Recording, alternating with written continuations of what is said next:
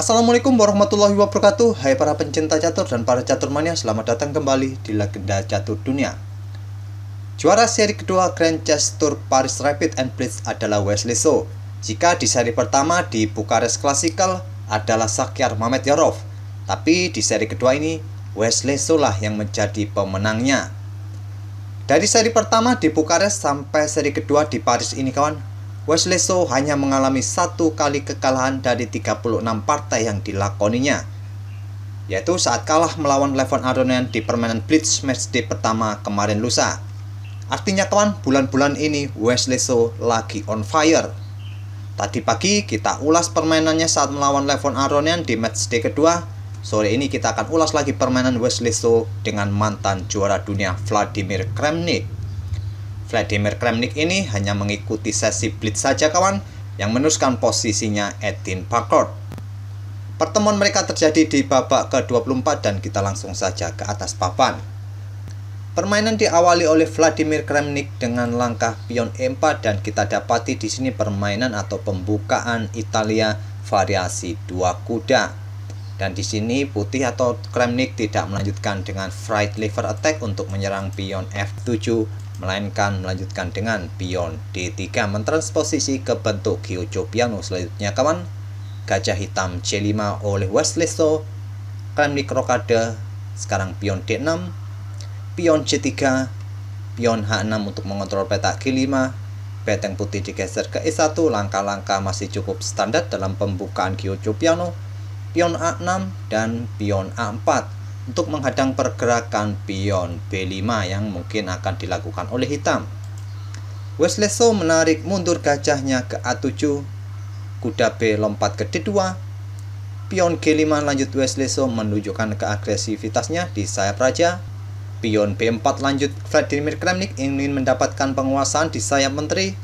Pion F lompat ke H7 dan raja bergeser ke H1 untuk menghindari diagonal yang sudah dikuasai oleh gajah hitam ini. Di sini Wesley So melanjutkan dengan langkah rokadenya di langkah ke-11. Kramnik melanjutkan dengan pion B5 mengancam kuda. Wesley So tidak pukul balik menggunakan pion A, dia memilih memindahkan kudanya ke A5 mengancam gajah petak terang. Begitu juga dengan Kramnik ini kawan, tidak memindahkan gajahnya, mungkin mundur ke peta A2, dia meneruskan langkah pion D4. Biasanya dalam pembukaan Italia, putih sangat sayang dengan gajah petak terangnya, tapi kali ini Kramnik tidak begitu sayang dengan gajahnya. Dia membiarkan pertukaran kuda pukul gajah, mungkin nanti akan dipukul balik oleh kuda putih. Di sini Kramnik lebih memilih permainan pion D4 tadi dan dibalas dengan langkah pion G4 oleh Wesley So mengancam kuda. Kuda mundur ke G1, sekarang pion E pukul pion D4 dan gajah ke peta B2 oleh Kramnik. Jika kawan pada posisi ini putih langsung pukul pion D4 menggunakan pion C, selanjutnya gajah hitam akan pukul balik dengan tempo mengancam benteng, juga persiapan untuk pukul pion F2 ini.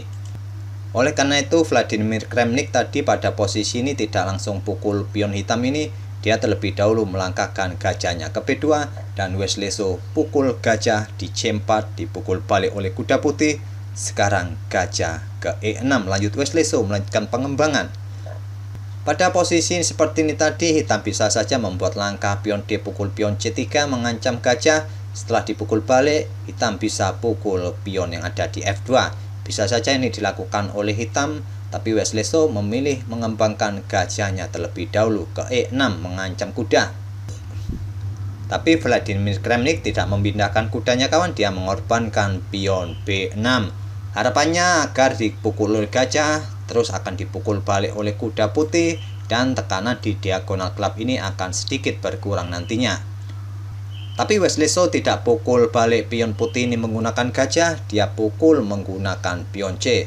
Selanjutnya kuda lompat ke D2 menghindari ancaman dari gajah hitam, dan berikutnya pion D pukul pion C3 dipukul balik oleh gajah.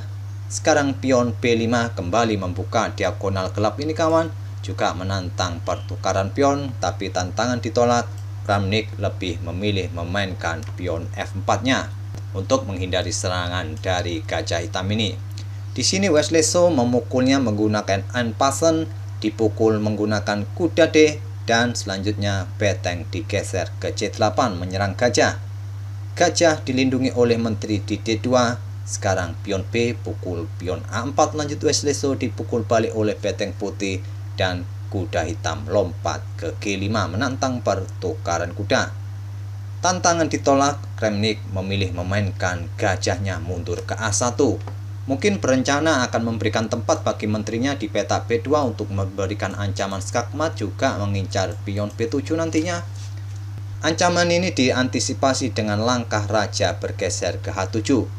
Memberikan ruang bagi betengnya untuk mengontrol lajur G yang semi terbuka, dibalas dengan langkah kuda ke peta D4, memberikan ancaman bagi gajah peta terang. Gajah mundur ke D7 menghindari ancaman kuda, berbalik mengancam beteng putih. Beteng turun ke A3, sekarang beteng bergeser ke E8, memberikan pressure bagi pion E4.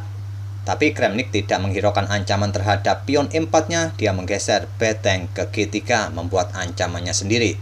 Dan apabila pada posisi ini kawan, hitam tetap melanjutkan langkah kuda pukul pion E4 ini, kuda akan dipukul oleh beteng putih. Jika beteng hitam pukul beteng putih, maka ancaman lebih berat akan didapat oleh hitam. Di langkah berikutnya, putih akan memainkan atau mengorbankan kuda ke F5, memberikan dukungan bagi menteri untuk melakukan ancaman skakmat di beberapa langkah berikutnya, atau juga membuka diagonal peta graf bagi pergerakan beteng nanti di peta G7 disusul langkah menteri pukul pion H6 ini. Bila hitam tetap nekat pukul kuda putih ini kawan, selanjutnya beteng ke G7 skak. Setelah mundur ke H8, menteri pukul pion skak hanya bisa ditutup oleh gajah dan skakmat. Tapi pada posisi ini tadi, Wesleso tidak tertarik pukul pion E4 ini. Dia menggeser betengnya ke G8 untuk memberikan backup di lajur G yang semi terbuka. Sekarang menteri ke D3. Selanjutnya memberikan discover attack bagi atau discover check bagi raja hitam. Diblokade dengan beteng naik ke G6. Kuda G lompat ke F3 keluar dari persembunyian. Kuda pukul kuda, dipukul balik oleh beteng mengancam pion F7, di backup dengan gajah di E8. Kramnik kemudian menumpuk betengnya di lajur F. Beteng hitam naik ke C7 memberikan backup lebih di peta atau pion F7 ini. Sekarang menteri turun ke D2 dan menteri hitam ke G5 menawarkan pertukaran. Tantangan ditolak, menteri putih bergeser ke F2. Kembali memberikan pressure bagi pion F7 kawan. Dibalas Wesleso dengan beteng ke C1, menantang pertukaran. Tantangan ditolak, gajah ke B2 mengancam beteng hitam. Beteng pukul beteng skak, dipukul balik oleh menteri. Sekarang menteri hitam ke E7, memberikan bantuan kembali pada pion F7, juga memberikan ancaman bagi pion E4. Vladimir Kramnik tidak mencoba membackup pion E4-nya kawan, dia membuat langkah kuda F5 mengancam menteri. Menteri pukul pion E4 dan Kramnik pukul pion D6. Langkah kuda pukul pion D6 ini adalah langkah kesalahan dari Kramnik, langkah blunder. Sebetulnya sejak dari tadi kawan banyak sekali langkah-langkah yang kurang akurat, tapi admin tidak tunjukkan mana saja langkah-langkah yang kurang akurat biar videonya tidak terlalu panjang. Dalam permainan Blitz, langkah-langkah yang kurang bagus, langkah-langkah blunder, langkah-langkah yang kurang akurat merupakan hal yang lumrah yang sering kita temui dalam permainan Blitz. Permainan berlanjut di sini Wesleso menerima pengorbanan kuda putih dipukul oleh beteng. Selanjutnya beteng pukul pion F7 skak. Jika dipukul oleh gajah kawan, maka akan terjadi skakmat. Oleh karena itu Wesleso hanya menggeser rajanya ke G6. Dan selanjutnya Kramnik memainkan pion H3. Kembali Vladimir Kramnik membuat kesalahan besar. Kali ini blunder besar kawan, dia meninggalkan betengnya untuk dipukul oleh gajah. Di langkah ke-39 ini Vladimir Kramnik menyerah. Waktu masih menyisakan 10 detik bagi putih atau Vladimir Kramnik dan 13 detik bagi Wesleso. Tapi dengan tambahan increment 3 detik kawan, dengan komposisi seperti ini, sudah tidak ada harapan lagi bagi putih untuk bisa melanjutkan atau bisa mengimbangi permainan hitam di langkah-langkah berikutnya dengan selisih 2 perwira. Itulah kawan permainan antara Vladimir Kramnik versus Wesley So di babak ke-24 dalam permainan Blitz 5 menit. Semoga permainan mereka berdua bisa menghibur kawan-kawan di sore ini.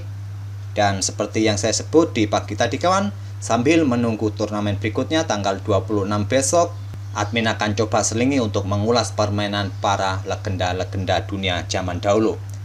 Semoga kalian terhibur dengan permainan mereka berdua tadi kawan. Terima kasih, kita akan bertemu di video-video berikutnya. Wassalamualaikum warahmatullahi wabarakatuh.